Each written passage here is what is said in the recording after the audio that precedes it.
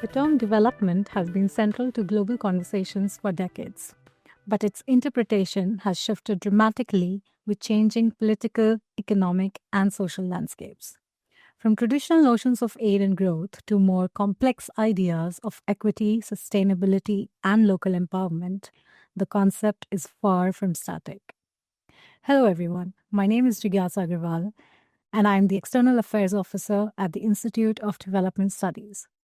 In this Between the Lines podcast, we are joined by three distinguished IDS alumni who represent different career trajectories, different journeys, and the diversity of the development sector itself.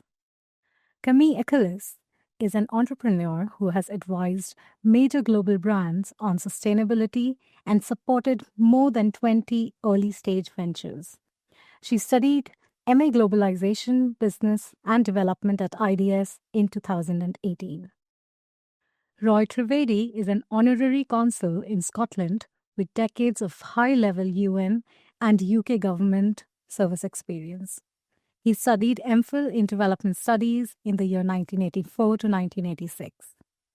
Emre Yuksek is a senior advisor to the president at the Turkish Cooperation and Coordination Agency, who has shaped international development strategy and humanitarian operations across more than 60 countries.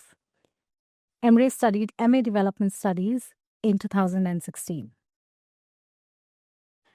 In the podcast episode, our guests answer the very important question: what does development really mean in today's world, and how has that meaning evolved over time? As Camille, Emre, and Roy all studied at IDS during different decades when the world as we know it today was completely different and we were facing very different developmental challenges. I start off by asking what exactly motivated them to study development in the first place, and when they did decide to come to IDS, what exactly did the word development mean to them? Thank you. That's a really good question, actually, to take myself back to those days. I think development to me when I entered IDS really meant supporting emerging markets, emerging communities in reaching global economies, right? So again, I was really interested in the scope of companies as like these systems that move across and between continents, that shift people, that shift money, that shift products. So I was really interested in the interconnection that means. And so the way that took play also in the way that I understand it today, in my work today, is I've always kind of placed myself at the middle in my career. So I started off working in philanthropy, then I moved into consulting for mostly financial agencies. And most recently, I've been working alongside in 4 startups, developing solutions in biodiversity. So that's a very big world. And what's common to all of those things, I think, is how, like, the human thread of it all, right? So I think development to me, and I think it was Roy who mentioned it in our preparation call, so I won't steal it from him, but development is kind of this progress, this want for, maybe it's a change, right? So it's observing a difference or a place that we want to go to. Maybe for a startup context that I'm used to, it means, okay, what's your vision? Where do you want to go? What do you want to change? What problem do you want to address? And so that's the way I still see development in my day-to-day, is when I support startup, or as I'm building my own startup currently, how can I address some of the key challenges that I see that are taking place globally, starting with very localized solutions that can then maybe they scale way past the local, maybe they don't. But that's how I see, sustainability, development, those words, I think for me kind of hold very similar weight. We can come back to this question, Camille, to maybe have a bit more reflection on what were, when you started studying at IDS, the different challenges that you were facing, or like the world was facing and you were trying to address, which prompted you to take that decision. But we could move to Emre for now to talk a bit more about what landed them to IDS.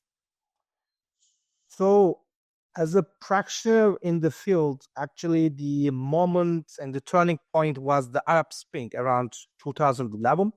At that time, as a young international relations graduate, focusing in the Middle East with language, with degrees that assumably predicting the changes.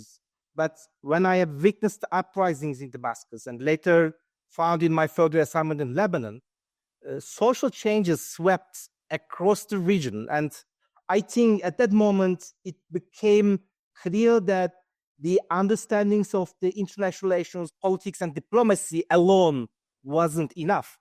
So I needed deeper insight in how societies change, how their aspirations, grievances, economic struggles, and social movements all intertwine. I think that moment pushed me to ask bigger questions about justice, opportunity, and power. And it also made me to reflect on the role of external actors as a kind of a representative of a government institution, a bilateral aid agency. So the things, the development interventions, the support or undermine the positive change at certain times. So I wanted a more holistic framework, and then that moment it made sense to go beyond the narrow international relations lens, and that led me to pursue another master's degree in development studies at IDS. And in development studies, I think I found exactly what I was looking for, a kind of a multidisciplinary lens to understand the world. And all the coursework and the research help to understand the real change. And I think development is fundamentally about change, but not just the fast one, visible changes that you can easily express in the numbers. But we are looking for a low, slow, complex, and sometimes invisible change. So development, I think it's not a checklist, it's not a log frame, it's not a race for a rapid results. But beyond the indicators, I think we need to interrogate the deep human spaces that the numbers, the end of year reports don't reflect. So I think the studying development helps us to unpack these invisible, these unknown spaces, and this lens remains with you forever in your life. You cannot take it out. So I think that's briefly my reflection on my journey. Thank you, Emre. That's very insightful. And I guess, yeah, change is definitely one of the biggest development ways to look forward, and as well to ways to look in the past. Roy, what do you have to say about the developmental challenges you were facing almost 3 decades ago now? Yeah, Jigyasa, I should explain Sorry. firstly that when I came to IDS, my background is that I am originally from India, born in Kenya. I'd grown up in Kenya and then moved to the UK. And that was the thing that always made me think, okay, where can I make a difference? And I wanted to go back and work in developing countries for that reason. I think the thing, and I'd mentioned that I had worked in community development in the UK. And so I was very aware of community development. And I was thinking when I joined development studies at IDS that we would learn much more about that. But the big problems of the time were, of course, poverty and inequality. And there's still major problems in our time. The things that I learned at IDS, which really helped us, was to think more, not just about community development, but also think about the role of the state, the role of markets, and the way that they influence people's lives. And so by the end of, when I finished my MPhil, I had a much better understanding of different levels of development, from grassroots community development, where I had been working, to the role of institutions, the role that the state can play, the way in which the private sector can also influence development. That's what I really enjoyed, and that has stuck with me throughout my life, using those different levels to think about the trade-offs and the way in which that works. Thank you.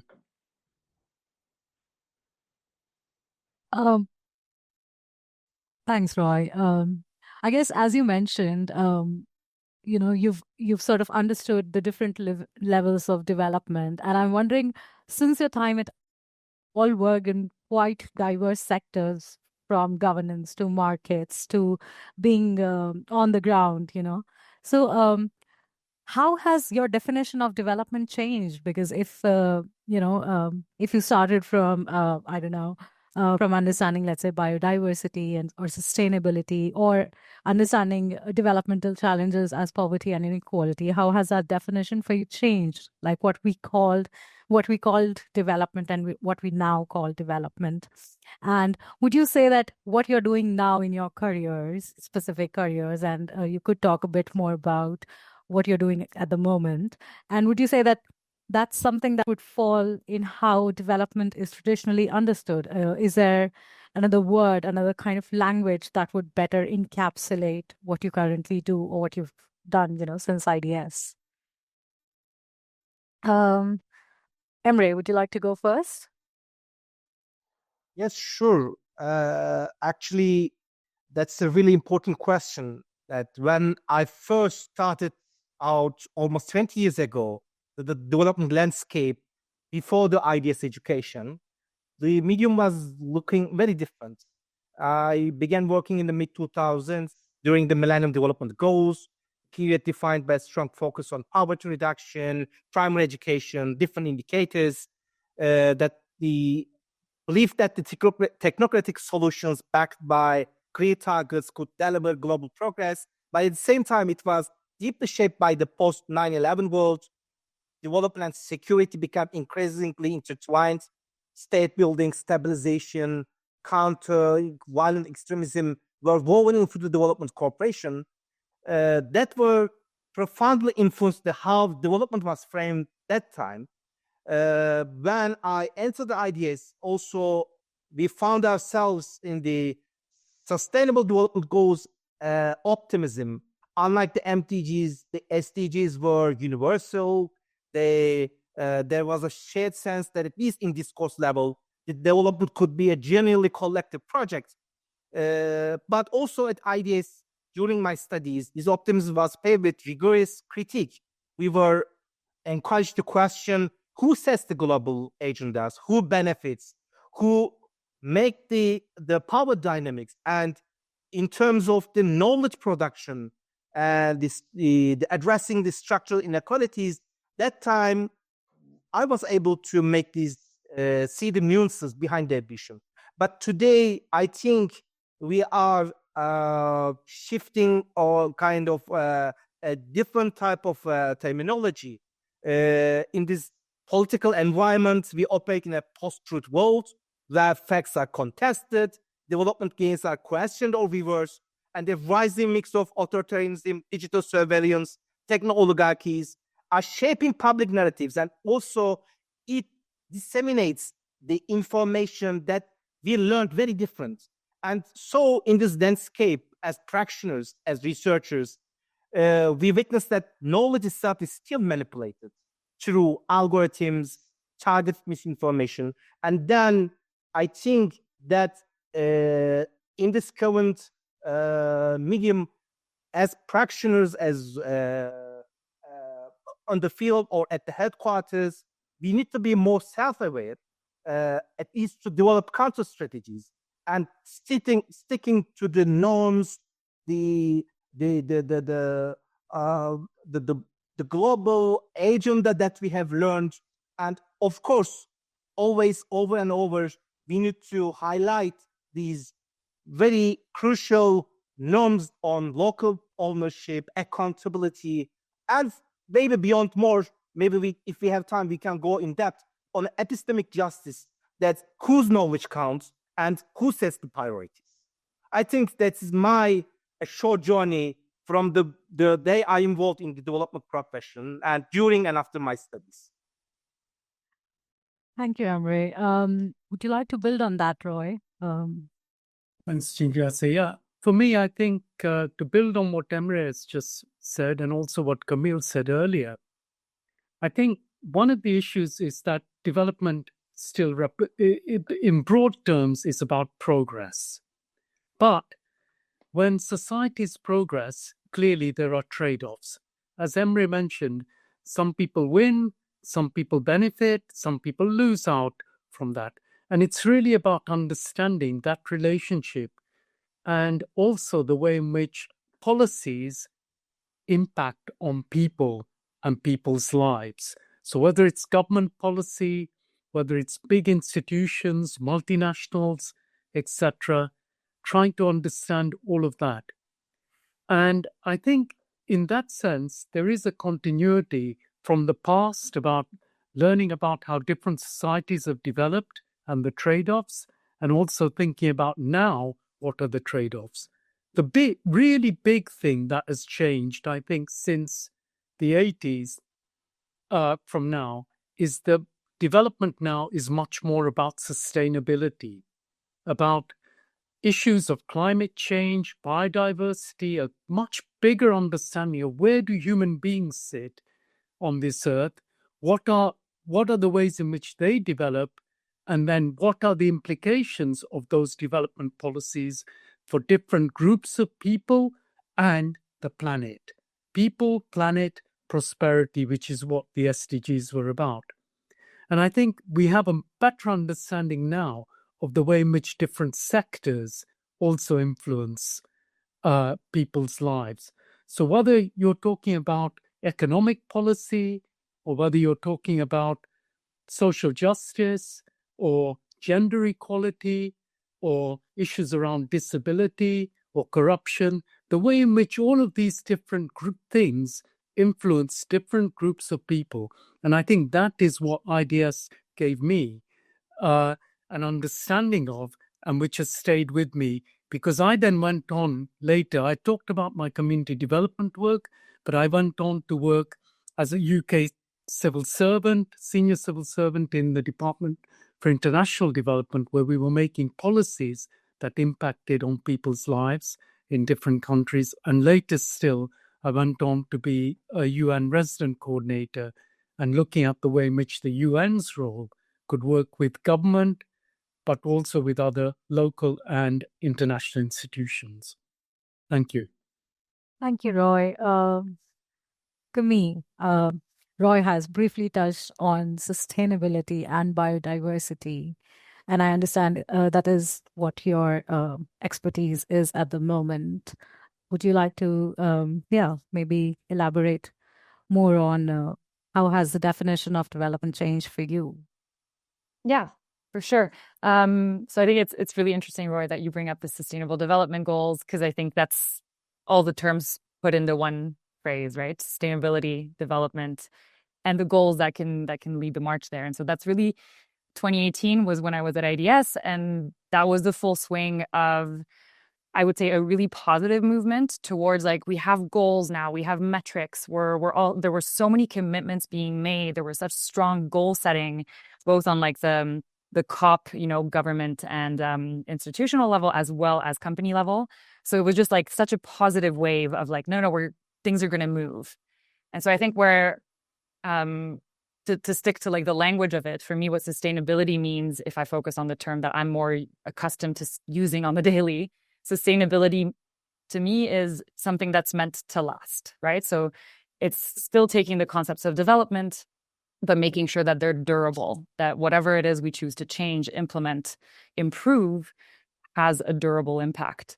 And then we come into all of these challenges around how do we speak the same language, talking about metrics, talking about bottom up versus top down. There's so many ways to go about it, right? And I think what I still today look into quite a lot in the way that maybe it was a bit of a reality check from 2018 to today.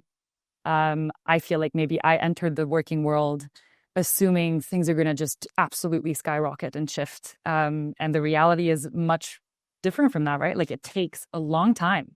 Systemic change is not something you do overnight. Absolutely not. Very far from that, especially when we're talking about moving systems from a very linear systems to maybe moving into something that's more organic, more circular. Even if you take it on a really small level of like a tiny startup implementing those principles, it's a very complex thing to bridge.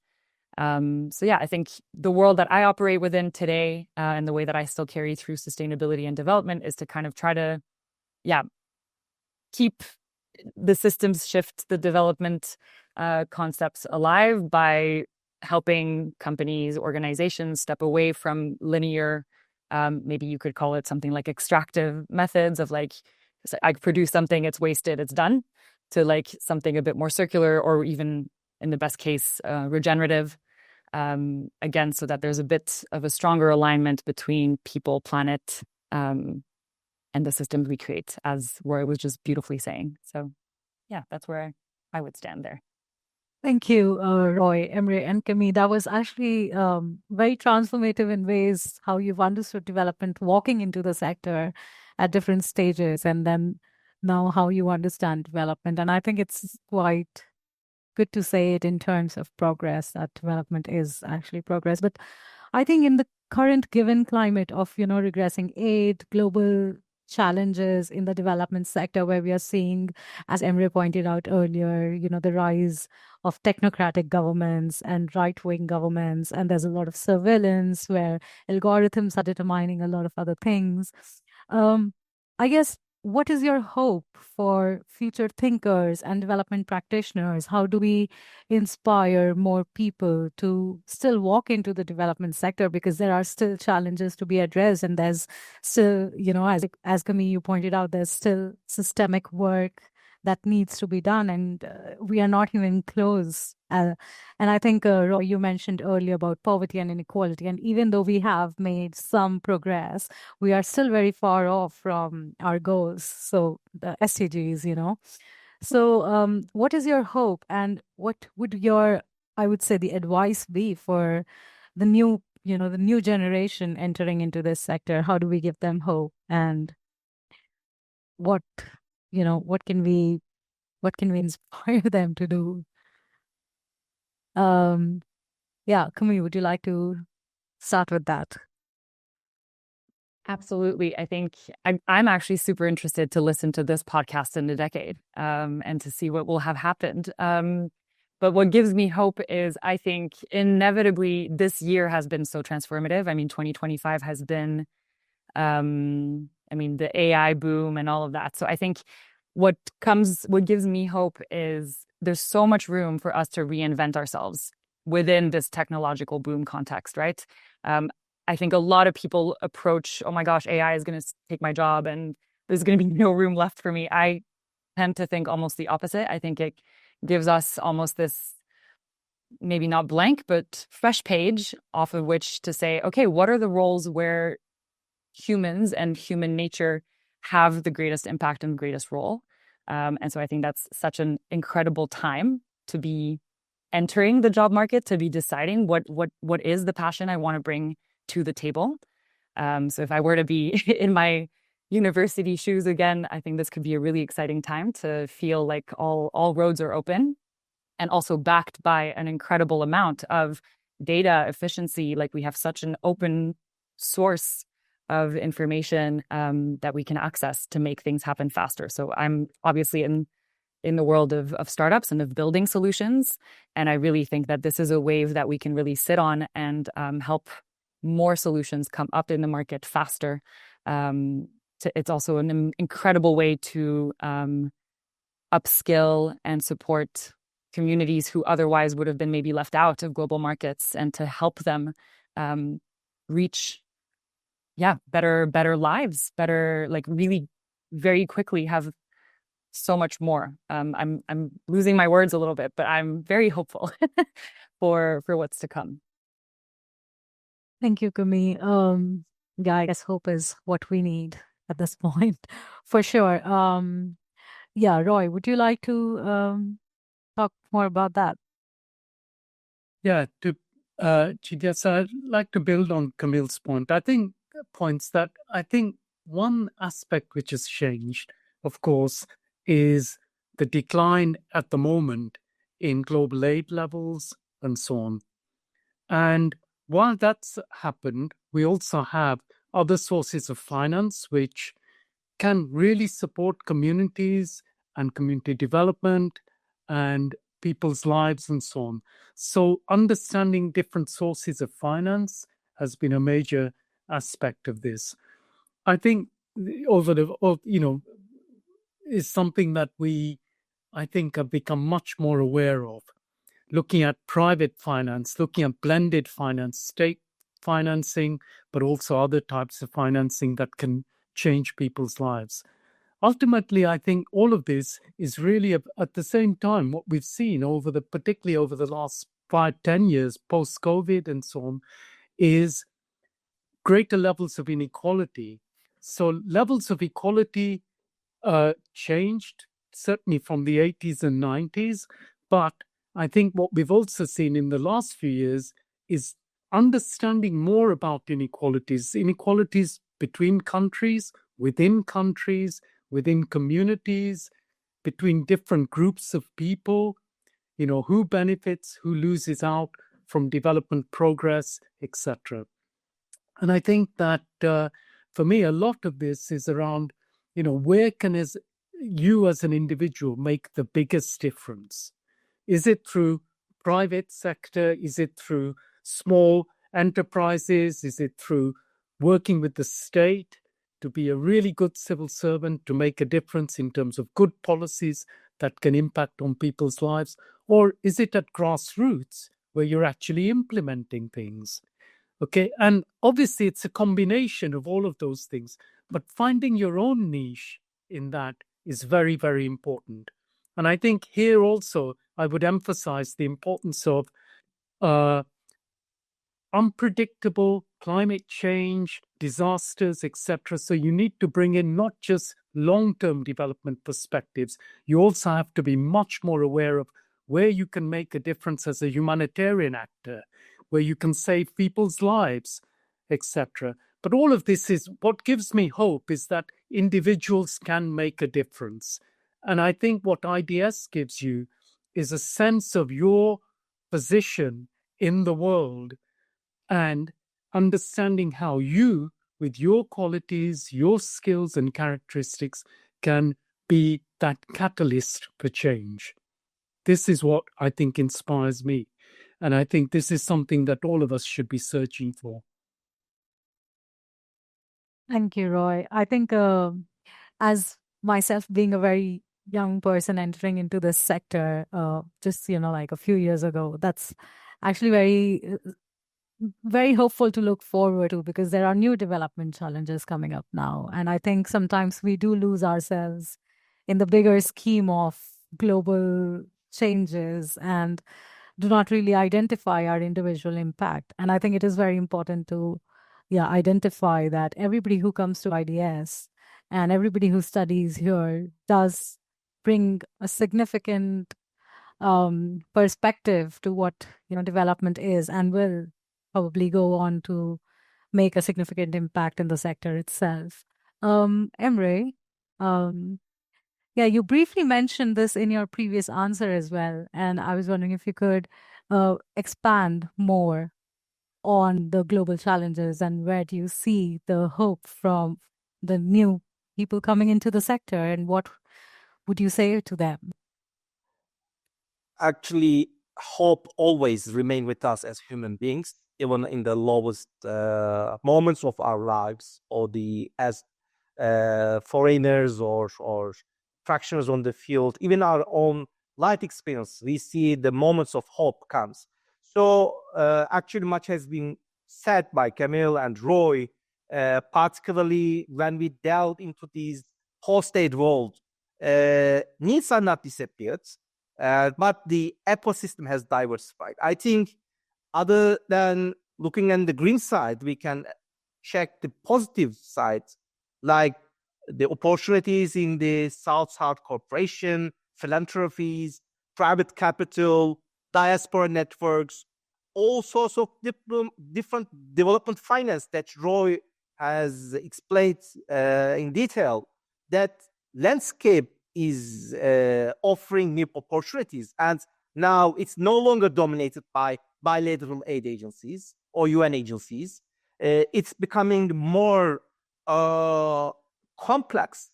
So I think it's a kind of a continuous process of negotiation and struggle. So when we carve out our own niche, as Roy mentioned, as informed global citizens who has been working in this profession, we need to remain as beacons of hope, and also maybe a kind of a practical recommendation here for the prospective students or younger professionals over time. I think to develop a niche expertise on a region, on a country, also in a thematic area like food security, climate change, social protection, without losing the cross-sectoral curiosity, it will help in the long run, because the demand for such kind of niche experiences will be in demand. But the development finance landscape is changing. Domestic resource mobilization is now gaining momentum. So other than looking for opportunities in the international organizations, I think the governments, and here as a government official, I need to highlight the qualified, the workforce should be maintained, because it's the backbone of most of the interventions. Although we are looking for a kind of a perfect combination of working markets, international organization, and government, but the quality of the government services really matters. So I think the hope will remain. So that is my insights on the top of that. So all of you. Maybe just to jump in for just a second, because you both inspired me so much. Roy, you mentioned blended capital. Emre, you mentioned cross-sectoral curiosity. And I think what it rose within me is, I think we assume, or at least I know I assumed, okay, there's only these like preset buckets within which I can work in as like after I leave IDS, I have either here or either there. And I think what I've ended up building for myself, so just also leaving it here as a piece of advice, if that resonates with anybody, there's a lot that happens in between. There's a lot to do in the enabling between these places, right? So my previous company worked literally we would take philanthropic capital and invest it in for-profit startups that were doing impactful work, right? So that's literally putting blended finance to work. I currently work with foundations and startups, or with investors and funds. Like there's so much that happens in the middle ground. And that's also, I think, a really important, almost gray zone that you wouldn't necessarily know, like, okay, what's the job title connected to that? I don't have a very good answer to that. But all I have to say is so much of the work takes place in between those very, very clear lines. And that's also a really important part of the change, the shift, development, if you will. Yeah, let me also come in and add to what Camille has said. I think, for all of us, as we move from studying and so on to actually in the world of work, it's about setting a good example always, being that professional who does things really well, who cares about their work, who's inspired by it and wants to make a difference. And in that context, I think it's really important also to understand your own position, where you sit, where you are, etc., who you work for, what is your institution, what's the business model driving your institution, whether small or big, etc. And when you understand all of that, I think a major part of our role then is also about solidarity, not just making a difference to the world in which where you can influence, but setting examples for others and also empathizing with others who are going through difficult periods. And I think if we can do all of that, then I think we can really make a massive difference. For me, the way that I've tried to do that and to really bring out some of those values, as well as being a good professional and a reflective practitioner, is also through my mentoring young people who are now coming through, etc., sharing experience of what worked for you, the mistakes you made, what you learned from that, and what are some of the good practices is absolutely vital. So I think this is what being at IDS can also offer you, that kind of mentoring work and support for your own professional development and finding your place in the world where you can make the biggest difference. And I hope you make mistakes, because honestly, I think those are the moments in life where you can't predict what happens next. Absolutely. And that's when it's magical, is when you can't predict your next move. And also, if I may add some more insights, here I think epistemic humility really comes in. When Roy mentioned the positionality, that the key term that I really value during my time in IDS, that as either outsiders or practitioners, we don't have all the answers, and sometimes we carry these certain privileges and limitations. So I think in this age of uncertainty, we need to speak more about epistemic humility, quite the opposite of kind of an intellectual arrogance, where all these governments, some of the political movements trying to challenge the norms, but we will keep our hope by sticking to this humbleness. The more we learn, when we involve and expose to the facts on the ground, and this part also comes as an advantage. And those informed citizens, the graduates who study in development, that will be the biggest asset that will retain throughout their lives. Great. Thank you, everyone. Quite a lot of insights in there. I mean, I've taken notes for myself. Definitely the one of understanding your own position when it comes to working in a globally challenging, but also, the global world self-facing challenges. And I think it is very important to understanding your own position and how you as an individual can make a difference.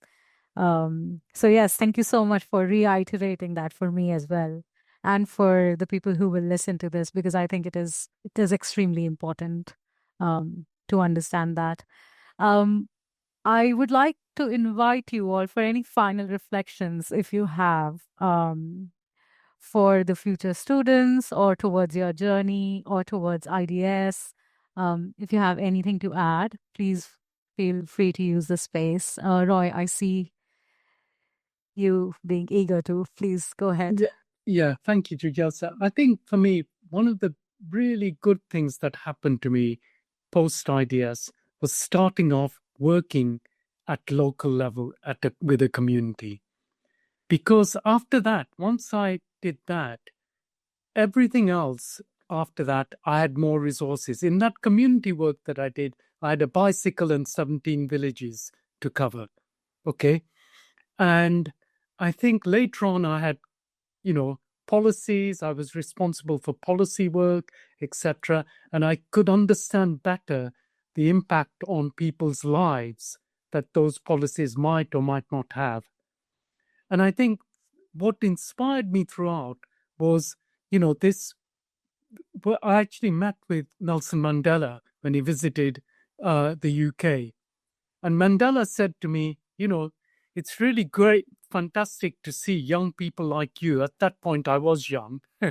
And he said to me, it's fantastic to see you working for a political party, where I worked as well for a while. And, you have to be the change, which was also a quote that Mahatma Gandhi used. We, in our own lives, have to be the change, set the example for others, do the right things, etc. And always, you don't always get things right.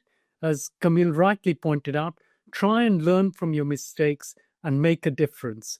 And I think if we can do that, then I think we can really use the experience that we're taught at IDS and to use that in a positive way to make a difference in the world in which we live.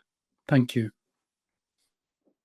Maybe to add on that, I think my final reflection would be about, I think coming into IDS, it means you're probably interested about these global challenges, right? So there's a hyped awareness of everything that maybe is wrong with the world. And while I think that's a really important position to take, It's important to also challenge those assumptions of what you think to be wrong, right? So I think continuously being open to learning. I think there's not a single point in my career, no matter how many times I was in more of a senior position, that I stopped learning from others. Every single other person can provide a really, really useful learning perspective. And we're never done with that journey. There's not a point where you're like, yep, I figured it out. I don't think any of this work is going to be figured out one day. So that's the beauty of it. And also, I mean, this is a simple one, but just to also remind ourselves to have a little bit of fun. I think we do important work. We care about our work, which also means it can be a double-edged sword, right? And it can feel painful to see things not move in the direction we want, etc. So also just taking things lightly at times and having fun with it.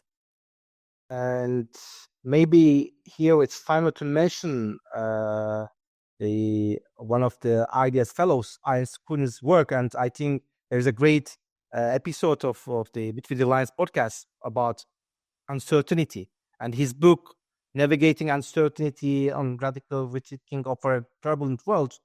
He mentions about the issues and make a distinction between risk. This risk can be within our lives, on our career paths, or on country level, or a community level, but also we more or less estimate probabilities and uncertainty. And actually the power comes when we learn how to navigate in these ambiguity. And all these changes in finance, technical relation, pandemics, climate change, I think we need to know to adapt ourselves in the systems that can listen, learn, instead of pretending and control everything, nothing blending with the perfect plan. So even in my own work, working in the places like Palestine, Afghanistan, and Syria, was under uncertainty, and there we cannot managing the neat calculable risks. So I think it's our role there to work the dignity of the people. How can we uplift their dignity? How can we empower them through our relationships, trying to rebuild their lives? So I think my recommendation to our younger colleagues, I think the development is the right profession of building and rebuilding over time trust, creating spaces that people freely can participate and make decisions. And I think all over development is a relational setting that really matters. The people in the profession who can deliver rightly, but also make themselves to commit to learn, adapt, and staying human in all these processes. Thank you. I don't know if there's no better way to end this, so I guess I would just end it here. Thank you, Roy, Emre, and Camille, for giving your very precious time to recording of this podcast and for giving hope to the future development practitioners. It's a real pleasure, Jigyasa. Thank you. And keep learning, striving, and searching for where each of us can make a difference.